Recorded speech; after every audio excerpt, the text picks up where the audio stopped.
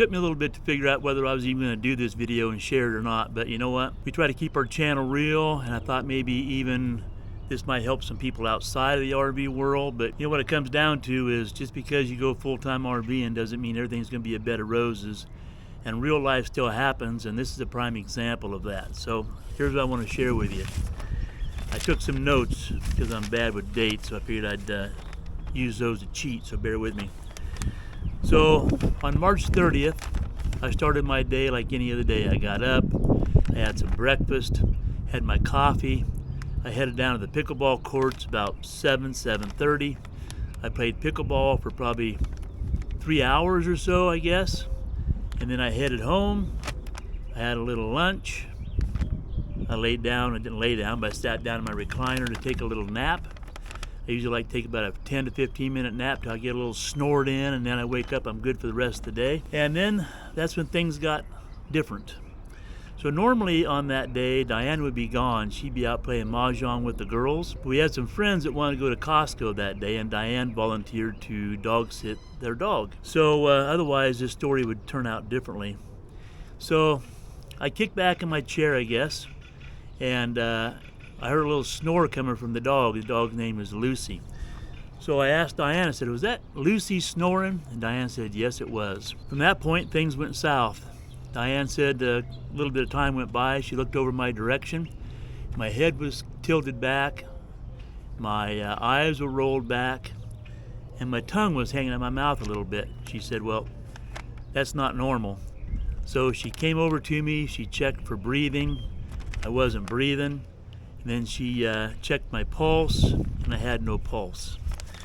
So she called 911. They told her to get me on the ground, start CPR. Well, Diane was not going to move my body. I was in a reclined position, and she was not going to move my body. So she ran out the front door, and luckily our neighbor just down the street was walking his dogs. So she yelled at him and said, hey, Dave's having some type of an emergency. Can you come give me a hand? So he tied his dogs up. He came inside. Between the two of them, they were able to flop me on the floor, and they started giving me CPR. Now they traded off on CPR till the medics got there, and they figured I was down for about 8 minutes. So then medics came, they tried some CPR, it wasn't working. So they got out the defibrillators, right, the paddles, and they jolted me. And that brought me back to life. So they loaded me up onto a board. They put me in the ambulance and headed over to the hospital. So between our RV and the hospital, I died again. So once again, they got the paddles out, gave me another good jolt, brought me back to life. Got me to the hospital, and I died again. So once again, they got the paddles out, gave me a good jolt, brought me back to life. So from the time I woke up that morning until the time I got to the hospital and my entire hospital stay at the very first hospital, I have no recollection of what went on at all. But I guess when I went in the hospital on March 30th, I was in the intensive care unit for about the first 3 days. Then I got knocked down to whatever is just below the ICU unit, and I was there for another 3 days. And I remember nothing. I guess we had some visitors came and saw me. I don't remember anything. I don't remember Diane being there. I don't remember being in a hospital at all. So on the 6th day, that'd be April 5th, I do remember waking up on the gurney. I saw my feet. I was headed down a hallway, and I guess the paramedics were pushing me down there, and they said, we're headed to Mesa to take you to the cardio part of the hospital there. Well, again, I had no idea what was going on, so I just went with the flow. In the ambulance I went, 40-mile drive up to Mesa. I don't remember getting out of the ambulance. I don't remember going to my room at the Mesa hospital, nothing like that. Then I started remembering some things. Diane showed up there. I guess I called Diane, told her they'd transfer me to Mesa. I don't remember that phone call. She came to Mesa, and then things started to kind of show up in my mind, I guess. So I showed up to Mesa on the 5th. Somewhere there was a discussion about having a ICD installed in my chest. An ICD is a installed cardio defibrillator. So on the 6th of April, I had that surgery. They shaved me up real good. They installed the defibrillator here in my chest. I don't know if I can pull that down. And can you see that scar right there? It's healing up pretty good. It's been about 4 weeks since that happened now. So I gathered for now that this ICD is just there to monitor things. It keeps track of the information. It sends the information to a unit in our bedroom every evening, and that unit sends off the information to someone in the Midwest that monitors all the stuff that goes on with my heart. Also, if my heart decides to do something crazy like it did a few weeks ago and come to a sudden stop or whatever, then this thing is designed to spool up within 8 seconds and send a jolt to my heart. There are 2 leads that go from this ICD into my heart, and it's supposed to send a jolt to my heart and act like the electronic paddles and bring me back to life. So I hope to never experience that, but from what I've read from people that have experienced it, when that happens, it's like getting hit in the chest with a baseball bat or being kicked in the chest by a mule. Now, I've never had any of those things happen to me, nor do I hope to find out what it feels like. If it ever does happen, I'll be sure and report back. So on the 6th, they installed the ICD. I spent the night in the hospital. On the 7th, I was released. So when I was released, I was told to not put my hand over my head. I was told not to lift more than 10 pounds with this arm. They had me in a sling to help me keep this arm immobilized. They told me not to drive, and they sent me home with some medication. They sent me home with some Entresto, and I can't say this name, metoprolol, I don't know, metoprolol. So the Entresto is a heart medication and a blood pressure medication in one, and that other medication is simply a blood pressure medication. I guess my blood pressure was up in the 145 to 150 range over something, so they wanted to control that blood pressure some. So anyway, I left the hospital. Diane drove me home. I took it pretty easy for a few days. I had a follow-up with the doctor scheduled for April 11th. I didn't do anything between the doctor, getting out of the hospital and going and seeing the doctor, except for do what he said, take it easy and just rest, which I did. So on the 11th, I went up to the doc and had a follow-up. So he did an EKG and checked the readings on this monitor, see what it was saying. He did some blood tests, and everything turned out good. The EKG was in good shape. My blood test all came back within specs. He said I had no blockages in my heart whatsoever. He said what it turns out I do have, to see if I can pronounce this properly, is hypertrophic cardiomyopathy. So what that is the walls of my heart have thickened up a little bit over time. Now, they say that could be hereditary. It could have happened over time with high blood pressure. But because I've had no medical issues my entire life, there's never been any indication of this. So I have no idea whether it started at birth or if it's something I acquired over time. But anyway, during that visit, he said I looked in great shape. And he said I could pretty much go back to whatever I wanted to do, just in moderation, and to just listen to my body and do things in moderation and not drive for another week. So that all sounded pretty good. He had me on the same medication. Diane gave me a ride home. I kicked back a couple days. I decided to go out for a couple bike rides, see how that felt. So I went out and did a couple 3-mile bike rides. It felt really good. I was home about 3 days, and I was kind of itching to get back on the pickleball court, so I decided to go out to the courts. I grabbed some balls. I went out to the backboard, and I started hitting some balls against the backboard. I turned around, I'd run the baseline. I hit some more balls on the backboard.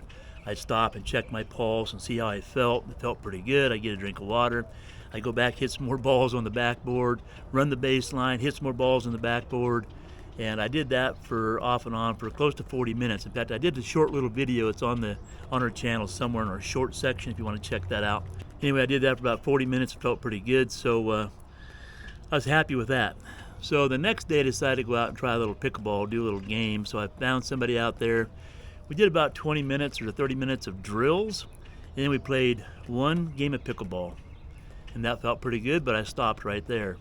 Next day I went out, did some drills, and we played 2 games of pickleball.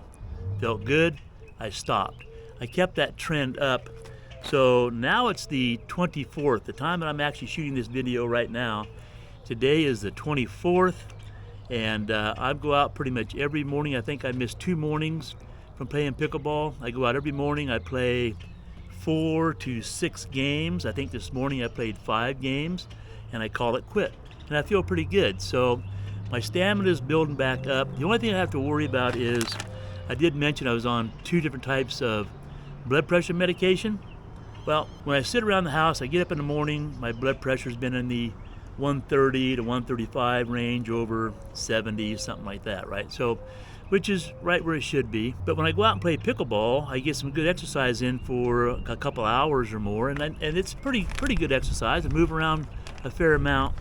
I go home and my blood pressure has been as low as like 175 over something, and that's just too low. I feel a little lightheaded. This morning I went and played pickleball.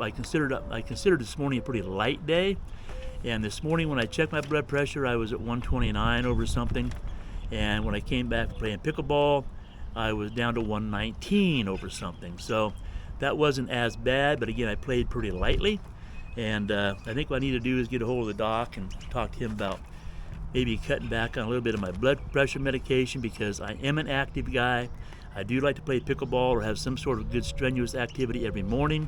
Then I go out and ride bikes for 6 to 10 miles every day also. So we have to work on that medication part, but we'll get it figured out. Anyway, that's kind of what's been going on with me. Now add something else to it. As I mentioned, just because you go full-time RVing doesn't mean it's all bed of roses. As soon as we got to our winter location, we was into it 1 month in our winter location, and Diane went and played pickleball all morning, came home, she fell going up the stairs, landed on her knee, and broke her kneecap. So she's been dealing with a broken kneecap for the last 10, 12 weeks. She was in a brace that kept her leg straight for the first 8 weeks, and now she's been going through physical therapy. So this has been a tough winter for us, between her broken kneecap, me having my little heart issue. It's been an odd winter for us, but again, we're full-timers. Things happen, real life still rolls around. We just have to go with the flow, bounce with the punches, and move on. That's what we've been doing. So anyway, so I know this story isn't all RV related, but it's real life, right? This could happen to anybody out RVing. This could happen to anybody sitting at their house in a stationary situation. And I thought maybe it might help someone other than just RVers. I know that when I started doing my research on what I have, I started seeing a bunch of stories, a lot of doom and gloom out there. People that were sitting around saying, hey, I've had this situation for months on end. When am I going to start getting my stamina back? When can I go out and start doing stuff? I've had my defibrillator for 3 months. I've been shocked 15, 20 times. And I started seeing all these stories, and I was starting to think, man, what the heck have I got myself into? What type of a life am I going to have from this point forward? I was feeling pretty bad. But, like most things, all the bad things get brought up first. The good things kind of get brought up later. So I kept doing research, and I ran across a couple of support groups on Facebook. I'll share those with you, by the way. One is called Hypertrophic Cardiomyopathy on Facebook. It's a HCM.